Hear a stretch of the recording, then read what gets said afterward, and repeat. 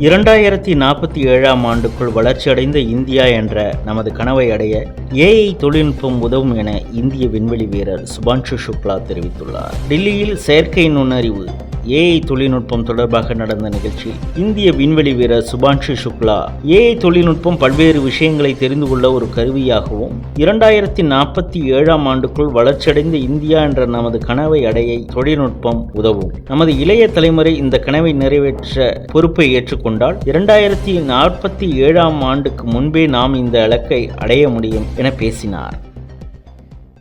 During my stay of 20 days 20 दिन था मैं इंटरनेशनल स्पेस स्टेशन पे. हमने काफ़ी सारी साइंस की. पहली बार भारतीय वैज्ञानिकों को माइक्रोग्रेविटी रिसर्च करने का मौका मिला और हमने 7 एक्सपेरिमेंट्स हम लेके गए थे अपने साथ में और हम उनको वापस लेके आए. तो मैंने देखा कि एआई जो है वो हर एक एस्पेक्ट में it is ingrained. Like I was saying, AI is a tool to do things, tool to accomplish things, whether it is earth observation, whether it is conducting science on station, whether it is reducing the workload on the astronauts. Everywhere AI is being used extensively now. Actually one example I like to highlight, जब मैं station पे था तो मैंने photographs और videos हम काफ़ी खींचते हैं वहाँ पे ताकि हम लेके आ सकें और हम सब शेयर कर सकें और उन चीज़ों को 6 टेराबाइट्स ऑफ डेटा मैंने अकेले ने कलेक्ट किया है इन दीज 20 डेज. तो मेरे साथ 4 और थे, तो आप समझ लीजिए अराउंड 22-23 टेराबाइट्स का डेटा था हमारा टोटल. और 1 महीना लगा उसको नासा को सॉर्ट आउट करने में कि whether it meets the guidelines, whether it is okay to release this photographs, whether it is fine, because this process was manual. Now this is where AI can come in. It can replace this entire process and it will become very effective. So these are the unique ways जो आपको सोचना है कि कैसे हम इनको use करके अपने सोसाइटी की जो प्रॉब्लम्स हैं इनको यूज़ करके हम इनको सॉल्व करें.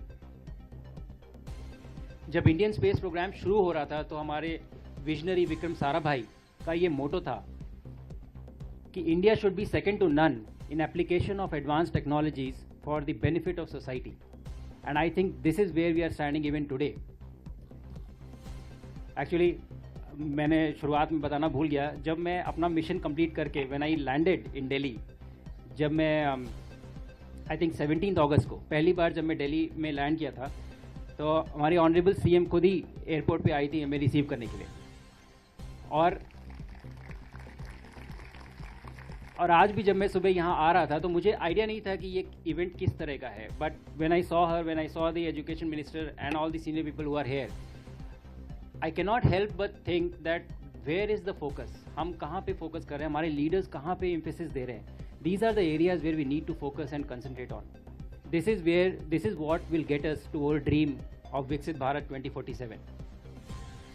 And with that segue I would like to say that हमने तो बोल दिया है कि वी हैव टू बी विकसित भारत 2047, बट वो होगा कैसे? वो आप लोग करेंगे जो ये बच्चे बैठे हैं इन चेयर्स पे. You will do it for us. So my call to action to all of you is this, that आपको रिस्पॉन्सिबिलिटी लेनी है. आपको ये मानना है कि मुझे भारत को विकसित भारत 2047 तक लेके जाना है. ये मेरी जिम्मेदारी है, ये आपकी जिम्मेदारी है, ये हम सब की जिम्मेदारी है. ये किसी और का काम नहीं है, ये मेरा काम है. And when you start believing that, you will contribute to this and we will reach there much before than 2047.